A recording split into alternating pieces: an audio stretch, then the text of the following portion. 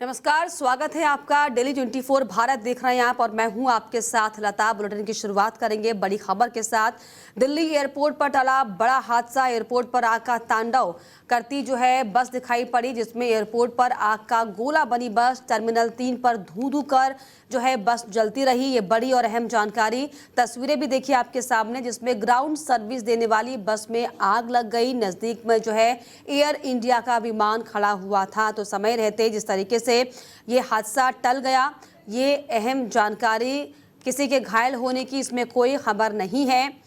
बड़ी और अहम जानकारी आपको बता रहे हैं। दिल्ली एयरपोर्ट के टर्मिनल 3 पर एयर इंडिया के विमान से कुछ ही मीटर दूरी पर खड़ी एक बस में अचानक से आग लग गई और ये बस air India SATS airport services private limited की थी, जो कि एयरलाइंस के लिए ग्राउंड सर्विस देती है।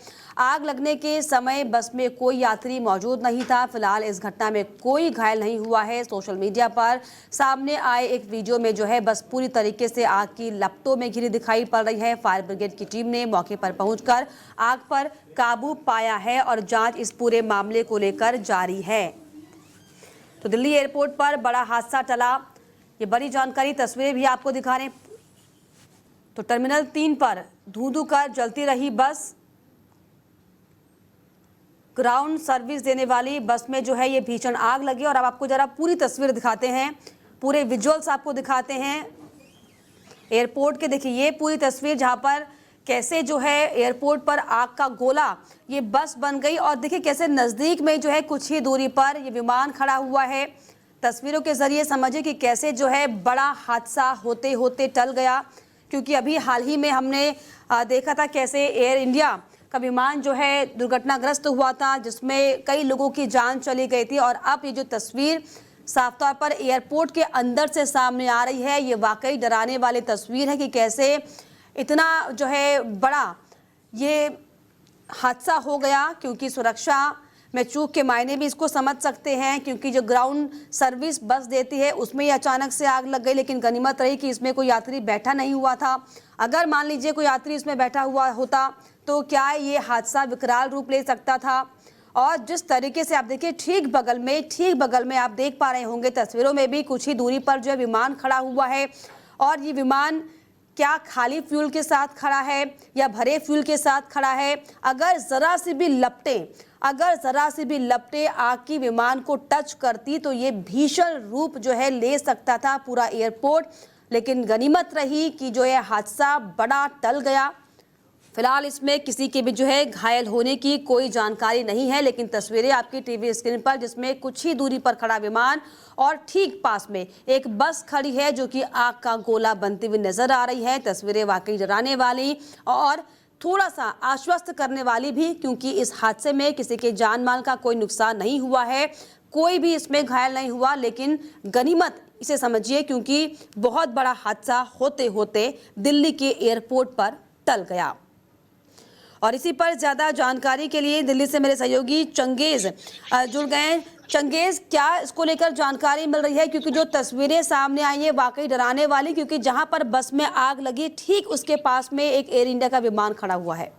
देखिए, जिस तरह से एयर इंडिया ही नहीं, तो टर्मिनल 3 की बात करें तो टर्मिनल 3 एक बहुत बड़ा एयरपोर्ट है दिल्ली में। IGI एयरपोर्ट, तो इसको एशिया में बहुत बड़ा एयरपोर्ट माना जाता है। और यहाँ पर इंटरनेशनल और डोमेस्टिक सभी तरह की फ्लाइट वो लैंड और टेक ऑफ करती हैं। यहाँ पर इस तरह का हादसा एक बस में जो हादसा हुआ है, जो बस में आग लगी है, वो बस CNG थी। इलेक्ट्रिक बसें वो होती है, अक्सर देखी जाती है। लेकिन ये CNG बस होने का वो दावा किया जा रहा है कि CNG बस थी जिसमें आग लगी है। और हैरानी की बात यह है कि जिस वक्त इसमें आग लगी थी बस में, उस वक्त ड्राइवर उसमें बस का बैठा हुआ था, लेकिन उसको सेफली बाहर निकाल लिया गया। एयरपोर्ट अथॉरिटी प्राइमरी बेस पर उसकी जांच में जुटी है और DGCA को भी रिपोर्ट सौंपनी है अभी कुछ ही घंटे में एयर इंडिया के द्वारा। एयर इंडिया उस पर प्राइमरी उस पर रिपोर्ट पूरा जांच कर रही है कि किस तरह से आखिर क्या वजह रही कि जो बस खड़ी बस में जो है आग लगी है।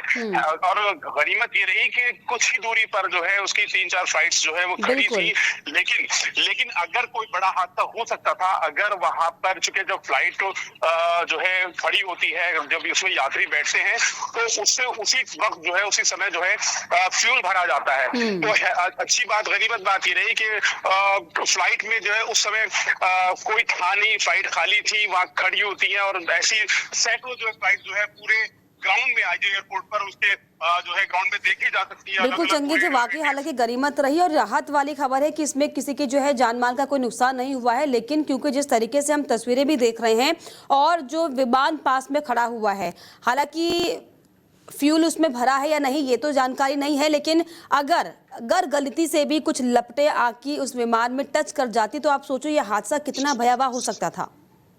देखिए, सीएनजी बस है जिसमें आग लगी, उसका एक नमूने के तौर पर देखा जा सकता है कि उसमें आग लगती है और वो आग जो है पूरी बस को जो है बिल्कुल खाक कर देती है, मतलब उसको जलाकर काला बिल्कुल जो है उसका रूप बदल देती है। तो इसीलिए इससे अंदाजा लगाया जा सकता है कि अगर आसपास में ये आग लग जाती, कहीं किसी फ्लाइट में लग जाती, और क्योंकि ऐसा नहीं है कि फ्लाइट जो है उसमें फ्यूल नहीं होता है, फ्यूल उसमें जब वो लैंड कर जाती है तो फ्यूल होता है, तो कहीं ना कहीं एक बड़ा जो है हादसा पेश हो जो सामने आ सकता था।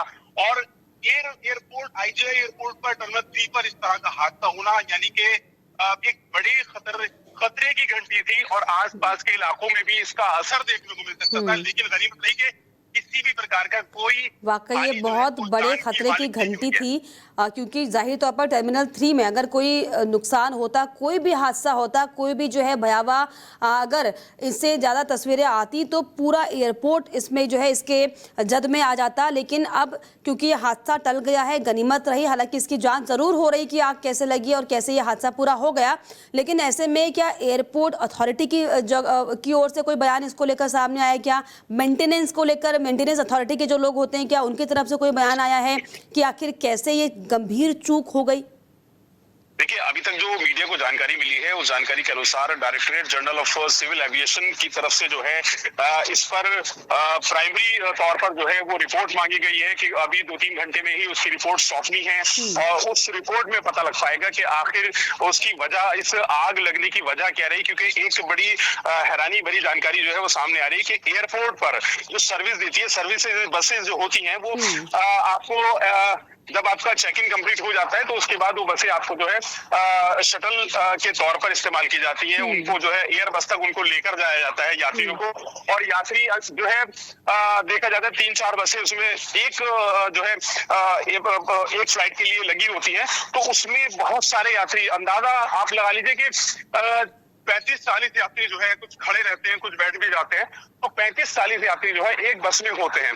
ये खाली बस थी, ठीक है, ये खाली बस थी और इस खाली बस होने में इस बस में जो आग लगी है, ये जानकारी मिल रही है कि ये बस जो है वो पुरानी बस थी, नई बस नहीं थी। ये बहुत ही गंभीर मतलब बात है एयरपोर्ट अथॉरिटी के लिए। जो है मेंटेनेंस पर भी सवाल खड़ा होता है कि आखिर कैसे पुरानी बस और जो है फिटनेस बसों की हो सकता है कि ना हो, इसको लेकर जो है ये भी सवाल हालांकि उठ रहे हैं। लेकिन हालांकि इसमें आप देखने वाली बात होगी कि जो गंभीर तस्वीरें हम देख रहे हैं जो कि वाकई दिल दहला सकती हैं, क्योंकि अगर हम इसके बाद की तस्वीर सोचें कि अगर कुछ हादसा हो जाता तो आप सोचिए कि इंसान सोच तक नहीं पाता कि क्या यह हादसा हो गया। क्योंकि हाल ही में हमने एयर इंडिया विमान की जो तस्वीरें देखी थी उसके बाद से ही जो है कैसे जो है अलर्ट मोड पर सब तमाम जो है एविएशन सेक्टर्स चल रहे हैं। लेकिन जिस तरीके से आज ये तस्वीर आई सामने, एक बार फिर से जो है बड़े सवाल खड़े करती कि आखिर कैसे जो है एयरपोर्ट पर इतनी बड़ी सुरक्षा को लेकर बड़ी चूक हो गई। लेकिन फिलहाल बहुत शुक्रिया आपका चंगी तमाम जानकारियों के लिए, तमाम बातचीत के लिए। तो आपको बता दें कि तस्वीरें देखी जाने वाली और कैसे जो है आग का गोला ये बस बनती हुई दिखाई पड़ रही है, साथ में पास में जो है विमान सटा खड़ा हुआ है। अगर गलती से भी अगर आग की लपटें या फिर छींट भी अगर विमान में पड़ जाते और अगर विमान जो है फ्यूल से लबालब होता तो आप सोचिए कि कितनी बड़ी दुर्घटना यहां पर हो सकती थी। लेकिन फिलहाल गनीमत ये कि हादसा टल गया। लेकिन फिलहाल जो इस पूरे मामले पर भी जो है जांच हो रही कि आखिर कैसे इस बस में आग लगी और कैसे जो है इतना बड़ा आग ने विकराल रूप ले लिया। दिल्ली में बढ़ते वायु प्रदूषण को देखते हुए बड़ा कदम उठाया गया। सर्दियों के मौसम में प्रदूषण पर नियंत्रण के मकसद से अब 1 नवंबर से कमर्शियल वाहन में केवल BS-VI मानक वाले वाहनों को ही जो है दिल्ली की सीमाओं में प्रवेश की इजाजत होगी। राष्ट्रीय राजधानी क्षेत्र और आसपास के इलाकों की वायु गुणवत्ता प्रबंधन आयोग ने यह आदेश जारी करते हुए कहा कि दिल्ली के बाहर रजिस्टर्ड वे सभी व्यावसायिक वाहन जो कि BS-VI मानकों के अनुरूप नहीं होंगे, उन्हें राष्ट्रीय राजधानी क्षेत्र में प्रवेश नहीं करने दिया जाएगा। आयोग की ओर से जारी अधिसूचना में कहा गया कि 1 नवंबर 2025 से दिल्ली में जो है केवल CNG, LNG, BS-VI और इलेक्ट्रिक वाहनों को ही आने की अनुमति होगी। वहीं BS-IV या उससे पुराने डीजल इंजन ट्रक वाले टेम्पो और अन्य मालवाहक गाड़ियां अब जो है दिल्ली की सीमाओं में प्रवेश नहीं कर सकेंगी। यह आदेश वायु गुणवत्ता प्रबंधन आयोग अधिनियम 2021 धारा 12 क्लॉज 1 के तहत जो है जारी किया गया है, जिसका उद्देश्य दिल्ली में बढ़ते प्रदूषण के प्रमुख कारणों में से एक भारी मालवाहक वाहनों से होने वाले उत्सर्जन को नियंत्रित करना है। दिल्ली में नगर निगम उपचुनाव की तारीख सामने आ गई है। 12 MCD वार्डों के लिए उपचुनाव की तारीखों का ऐलान हो गया है। राज्य चुनाव आयोग ने प्रेस नोट जारी कर बताया कि उपचुनाव के लिए मतदान 30 नवंबर 2025 रविवार को होगा, जबकि मतगणना 3 दिसंबर 2025 बुधवार को की जाएगी। इन उपचुनाव के जरिए नगर निगम में खाली पड़ी 12 सीटों को भरा जाएगा। असल में चुनाव आयोग के मुताबिक जिन वार्डों में उपचुनाव होंगे वे हैं मुंडका, शालीमार, बागबी, अशोक विहार, चांदनी चौक, चांदनी महल, द्वारकाबी, दीपांशु कला, नारायण संगम विहार, दक्षिणपुरी, कैलाश ग्रेटर और विनोद नगर। इनमें से 3 वार्ड महिलाओं के लिए आरक्षित किए गए हैं, जबकि एक अनुसूचित जाति वर्ग के लिए निर्धारित किया गया है। बिहार में कुछ ही दिनों में विधानसभा चुनाव का आगाज होने जा रहा है। सभी राजनीतिक दल जोर शोर से मतदाताओं को लुभाने में लगे हुए हैं। इसी कड़ी में आज विपक्षी महागठबंधन अपना चुनावी घोषणा पत्र जारी करने जा रही है। ये घोषणा पत्र पूरी तरीके से तैयार है और इंडिया ब्लॉक के सभी दल इसे लेकर सहमत हैं। आज करीब 4 बजे महागठबंधन के मुख्यमंत्री पद के उम्मीदवार राजद नेता तेजस्वी यादव इसे जारी करेंगे। घोषणा पत्र जारी होने के अगले ही दिन यानी बुधवार से कांग्रेस नेता राहुल गांधी राज्य में चुनाव प्रचार के अपने दौरे की शुरुआत करेंगे। लोकसभा में विपक्ष के नेता राहुल मुजफ्फरपुर और दरभंगा से चुनावी प्रचार शुरू करेंगे। तेजस्वी ने घोषणा पत्र जारी करने की जानकारी देते हुए कहा कि आज हम तेजस्वी प्राण पत्र अपना घोषणा पत्र जो है जारी कर रहे हैं, जिसमें अगले 5 वर्षों के लिए हमारी योजना की रूपरेखा है। हम चाहते हैं कि एनडीए अपने मुख्यमंत्री पद का चेहरा घोषित करे और लोगों को अपने विजन और योजनाओं के बारे में बताए। हमने बिहार को नंबर 1 बनाने के लिए एक रोड मैप और एक विजन दिया है, जबकि वे केवल नकारात्मकता और आरोपों में लिप्त हैं। उत्तर प्रदेश के सिद्धार्थनगर जिले से भारतीय जनता पार्टी के पूर्व विधायक राघवेंद्र प्रताप सिंह ने विवादित बयान दिया। उन्होंने जनसभा को संबोधित करते हुए कहा कि अगर मुस्लिम लड़के 2 हिंदू लड़की को ले जाते हैं और मुस्लिम बनाते हैं तो तुम जो है 10 मुस्लिम लड़की को लेकर आओ। शादी विवाह का पूरा खर्चा हम करेंगे, सुरक्षा की गारंटी देते हैं। इसके अलावा उन्होंने ये भी कहा कि अब वो अंधेर नगरी नहीं है, अखिलेश यादव का जमाना नहीं है। अन्य पार्टियां जो मुस्लिम तुष्टिकरण करती थी उनका ज़माना नहीं है, योगी जी का ज़माना है। डरने की ज़रूरत नहीं है, तुम जो चाहे वो करो, हम तुम्हारे साथ हैं। पूर्व विधायक का ये वीडियो सोशल मीडिया पर अब जमकर वायरल हो रहा है। बताया जा रहा है कि ये वीडियो 16 अक्टूबर का है। दरअसल राघवेंद्र प्रताप सिंह धनरखपुर गांव पहुंचे थे, जहां पर वो जनसभा कर रहे थे और इसी दौरान उन्होंने ये बात कही। वहीं यूपी कांग्रेस ने राघवेंद्र प्रताप सिंह पर पलटवार करते हुए बयान को शर्मनाक बताया है। तो मैं कह रहा हूं 2 पे कम से कम 10 मुसलमान लड़की लाओ और उसको हिंदू। कितने नौजवान तैयार हैं, जरा हाथ उठाओ। अरे जो बियाह किए हो लोग नहीं,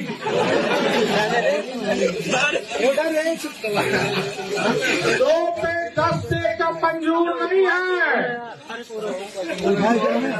शादी हम कराएंगे और ये घोषित करते हैं कि जो लेके आएगा उसको खाने पीने भर का नौकरी भी दिलाएंगे, रोजी रोटी भी दिलाएंगे।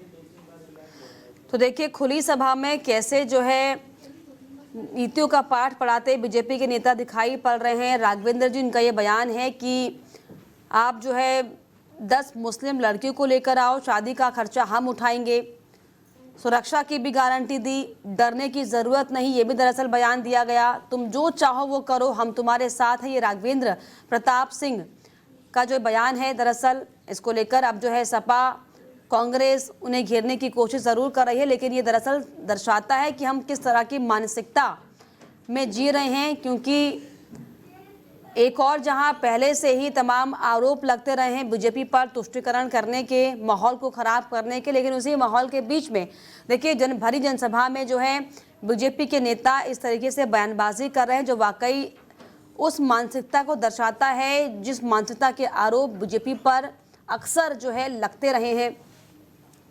और इस पर ज़्यादा जानकारी के लिए मेरे सहयोगी इरशाद अहमद मेरे साथ जुड़ गए। इरशाद, जिस तरीके का जो बयान दिया गया है बीजेपी के नेता की तरफ से, क्या ये बयान और क्यों ये बयान देना पड़ा? राघवेंद्र सिंह ने जो बयान दिया है कि 2 हिंदू लड़की के बदले आप 10 मुस्लिम लड़कियां लेकर आओ, ये क्या दर्शाता है? हाँ, केतलता मैं आपको बता दूं, ये डुमरियागंज के भारतीय जनता पार्टी के पूर्व विधायक राघवेंद्र प्रताप सिंह का बयान है जो सोशल मीडिया पर काफी तेजी से वायरल हो रहा है। और उन्होंने इस बयान को एक जनसभा को संबोधित करते हुए कहा, क्या अगर मुस्लिम लड़के 2 लड़की लेकर जाते हैं तो आप जो है उसके बदले 10 लड़कियों को लेकर जाओ। ये एक समाज में बड़े मतलब मैं तो इसे कहूंगा कि समाज के लिए बड़े शर्मनाक एक बयान है, क्योंकि जिस तरीके से जो सरकार चल रही है तो वो कहीं ना कहीं जो मिशन शक्ति अभियान जो सरकार के द्वारा चलाया जा रहा है, तो केपी तथा ये भी मैं बताऊं क्योंकि वो महिलाओं की सुरक्षा की बात कर रहे हैं और सूबे के मुख्यमंत्री योगी आदित्यनाथ वो महिलाओं की सुरक्षा की बात करते हैं। काफी सारी चीजें यहाँ पर दर्शाती हैं, क्योंकि ये समाज में एक बहुत गलत मैसेज जाएगा। क्योंकि अगर किसी ने कोई भी अपराध किया है तो उस अपराध की सजा जो दी जाए तो वो न्यायालय के सब मामले होते हैं, क्योंकि जिसने जो अपराध किया है वो न्यायालय में जो भी उसका फैसला आता है। ऐसा जिस तरीके से जो बयान दिया गया है अब विपक्षी नेताओं की तरफ से, क्या इस पर प्रतिक्रिया सामने आ रही है? क्योंकि ये बहुत बड़ा राजनीति करने का मौका एक बार फिर से उत्तर प्रदेश के नेताओं को मिल गया है। हाँ, ये इस पर बताया गया कि इस पर जो है कांग्रेस ने भी जो है पलटवार किया है और इस तरीके के बयान जो है वो कहीं ना कहीं समाज के लिए बड़े भारी नुकसानदायक साबित हो जाते हैं। और जिस तरीके से इन्होंने बयान दिया, क्योंकि ये एक आम व्यक्ति नहीं है, पूर्व भारतीय जनता पार्टी के डुमरियागंज के जो विधायक है, इन्होंने जो बयान दिया है तो इसकी घोर निंदा सब लोग कर रहे हैं। और इस पर काफी सोशल मीडिया पर इनका जो बयान है वो तेजी से वायरल हो रहा है। और मैं तो यही कहूंगा कि इस तरीके के बयानबाजी ना करें, क्योंकि अगर राजनीति में अपने आप को चमकाना है तो अदरवाइज बहुत सारे ऐसे जो बयान है वो दे सकते हैं, विपक्ष पर कटाक्ष कर सकते हैं, वो अलग तरीके का है। लेकिन अगर इस तरीके का कोई एक पूर्व विधायक बयान देता है तो मैं तो ये कहूंगा कि बहुत ज्यादा शर्मनाक है, क्योंकि इस तरीके से नैरेटिव सेट करना और माहौल को खराब करना ये अपने आप में बहुत बड़ी जो है सवालों को खड़ा करता है। बहुत शुक्रिया आपका इरशाद तमाम जानकारी। तो आपको बता दें कि जिस तरीके से 2 लड़की के बदले 10 मुस्लिम लड़की लेके आओ, ये बयान जो राघवेंद्र जी की तरफ से दिया गया है ये वाकई शर्मनाक, क्योंकि अगर कोई भी जनता, कोई भी नागरिक अपने नेता पर भरोसा करती है उनके बेहतर भविष्य के लिए, तो ये उम्मीद भी की जाती है कि जो उनका नेता हो वो ऐसे मार्गदर्शक करे ताकि उनके जीवन में जो है एक नए जो है आयाम जुड़े, जो कि नई नई सुविधाओं को, टेक्नोलॉजी को आगे बढ़ाए। लेकिन इस तरह के बयान वाकई शर्मनाक, जो कि सिर्फ और सिर्फ जो है माहौल को खराब करने का काम करते हैं। बागेश्वर धाम के पीठाधीश पंडित धीरेन्द्र कृष्ण शास्त्री का बड़ा बयान सामने आया। बाबा बागेश्वर का ये कहना है कि विदेशी ताकतें और आईटी टीमें मिलकर एआई तकनीक का इस्तेमाल करते हुए उनके फेक वीडियो बना रही है ताकि उन्हें बदनाम किया जा सके। बाबा ने इसे अंतर्राष्ट्रीय स्तर की साजिश बताया। बाबा बागेश्वर ने दिव्य दरबार के दौरान अपने भक्तों से कहा कि उन्हें बदनाम करने के लिए विदेशी ताकतें एआई का सहारा ले रही हैं। उन्होंने ये दावा किया कि 22 सदस्यीय आईटी टीम उनके खिलाफ काम कर रही है, जो कि फेक वीडियो बनाकर सोशल मीडिया पर वायरल कर रही है। बाबा ने कहा कि जब हम खुले मंचों पर बोलते हैं तो कुछ लोग हमें गिराने की कोशिश करते हैं, लेकिन हमारी रक्षा बालाजी सन्यासी बाबा करते हैं। उन्होंने ये भी कहा कि जब हनुमान जी साथ हो तो पूरी पृथ्वी पर भी विरोध में लग जाए तो कुछ नहीं बिगाड़ सकती। बाबा ने भक्तों से अपील की है कि वे उनके चक्कर में ना पड़े, बल्कि हनुमान जी के चरणों में जाएं। भी करे हम बड़े खुले मंचन से हली उल्लाह वालों की ठटरी बा रही, तो क्या वो चुप बैठे होंगे? उनका जितना बस होगा वो करते होंगे। बड़ी बड़ी विदेशी ताकतें गिरावे के लाने रोज हमको एक सूचना दी थी किसी बहुत बड़े पदाधिकारी ने दिल्ली में कि पूरी आईटी की 22 लोगों की टीम हमारे खिलाफ लगी है सिर्फ वीडियो वायरल की, और फेक वीडियो बना करके, एआई जनरेटेड वीडियो बना करके वायरल करते हैं, उस पर रुपया लगाते हैं, स्पॉन्सर्ड कहते हैं उसको। पैसा लगा करके वायरल करूं। तो उन्होंने कहा कि आपको भय नहीं लगता? हमने कहा सुनो, हमारा जो है सो सामने है, हम कमरे में भी वैसे ही रहते हैं, मंच पर भी वैसे ही रहते हैं। जब हमको डर नहीं है, कुछ कर नहीं है, तो डर नहीं है। शिवसेना यूबीटी प्रमुख उद्धव ठाकरे ने केंद्रीय गृह मंत्री अमित शाह पर तीखा हमला बोला। वर्ली में पार्टी कार्यकर्ताओं की रैली के दौरान उन्होंने शाह की तुलना एनाकोंडा और अब्दाली से की है। ठाकरे ने बीजेपी पर मुंबई को राजनीतिक हेरफेर और भूमि हड़पने के जरिए निगलने की कोशिश करने के आरोप लगाए। उन्होंने किसी भी ऐसी कोशिश का विरोध करने की प्रतिज्ञा की है। शिवसेना यूबीटी के मुखपत्र सामना में छपी एक रिपोर्ट का ठाकरे ने हवाला दिया, जिसमें बीजेपी के नए कार्यालय को बिजली की गति से भूमि हड़प पर बनाए जाने का जिक्र किया गया था। उन्होंने सत्तारूढ़ पार्टी की तुलना जीजा माता उद्यान में हाल ही में लाए गए एनाकोंडा से की। उद्धव ठाकरे ने कहा कि जैसे एनाकोंडा अपने रास्ते में आने वाली हर चीज को निगल जाता है, वैसे ही वे मुंबई को गटकना चाहते हैं। ठाकरे ने अमित शाह और बीजेपी की ओर इशारा करते हुए ये बात कही। ठाकरे ने बीजेपी नेताओं की तुलना अफगान आक्रमणकारी अहमद शाह अब्दाली से भी की। उन्होंने दावा किया कि वे मुंबई पर कब्जा करने आए हैं, असली अब्दाली फिर आए हैं, इस बार दिल्ली और गुजरात से। अगर वे हमारा शहर लेने की कोशिश करेंगे तो उनके कब्र हमारे ही धरती पर बनेगी। महाराष्ट्र में राष्ट्रवादी कांग्रेस पार्टी के वरिष्ठ नेता और राज्य के पूर्व मंत्री एकनाथ राव खडसे के जलगांव स्थित आवास मुक्ताई बंगले में चोरी की एक बड़ी घटना सामने आई। बताया जा रहा है कि चोरों ने बंगले का ताला तोड़कर प्रवेश किया। चोरों ने ग्राउंड फ्लोर और पहली मंजिल के कमरों में घुसकर अलमारियों को तोड़ा। इस घटना का खुलासा तब हुआ जब घर का कामकाज संभालने वाली महिला सफाई के लिए बंगले में पहुंची थी। महिला ने टूटा हुआ दरवाजा देखा और तुरंत पुलिस की टीम को इसकी सूचना दी गई।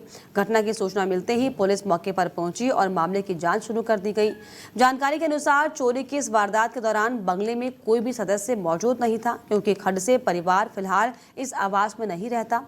हालांकि चोर कितनी कीमत का सामान या फिर नकदी लेकर फरार हुए, इसकी अभी स्पष्ट जानकारी नहीं मिल पाई है। घटना की सूचना पर जलगांव पुलिस के वरिष्ठ अधिकारी और फॉरेंसिक टीम मौके पर पहुंची है और बारीकी से इसका निरीक्षण शुरू किया गया। वहीं बंगले में चोरी से कुछ ही दिन पहले एकनाथ खडसे की बहू और राज्य के मंत्री रक्षा खडसे के पेट्रोल पंप पर भी डकैती की वारदात सामने आई थी। लगातार दूसरी बार खडसे परिवार को निशाना बनाए जाने से ये सवाल उठ रहा है कि क्या ये महज एक इत्तेफाक है या फिर किसी बड़ी साजिश का हिस्सा। पुलिस मामले की जांच कर रही है। छतरपुर चिड़ियाघर में अचानक इलेक्ट्रॉनिक गाड़ियों में आग लगने से अफरा-तफरी का माहौल हो गया। आग इतनी तेजी से फैली कि देखते ही देखते कई ई व्हीकल्स आग की चपेट में आ गए। सूचना मिलते ही फायर ब्रिगेड विभाग की टीम मौके पर पहुंची और कड़ी मशक्कत के बाद आग पर काबू पाया गया। चिड़ियाघर प्रबंधन के अनुसार ये गाड़ियां पर्यटकों को सफारी के दौरान अंदर घुमाने के लिए उपयोग की जाती है। आग से करीब लाखों रुपए की इन इलेक्ट्रॉनिक गाड़ियों को नुकसान पहुंचा है। फिलहाल आग लगने के कारणों का पता नहीं चल पाया। हालांकि तकनीकी खराबी को संभावित कारण माना जा रहा है। और इसी के साथ इस बुलेटिन में फिलहाल इतना ही। देश और दुनिया की तमाम खबरों के लिए आप देखते रहिए डेली 24 भारत। नमस्कार। सत्ता की हर चाल पर हमारी नजर, जनता की आवाज सबसे पहले, सच की पड़ताल करेंगे हम। क्या छपा क्या छिपा, राजनीति के खेल का पर्दाफाश, जहां राजनीति को परखा जाता है जनता की कसौटी। राष्ट्रहित है हमारी प्राथमिकता। जहां बॉलीवुड की चमक भी सच्चाई से टकराती है। डेली 24 भारत पर।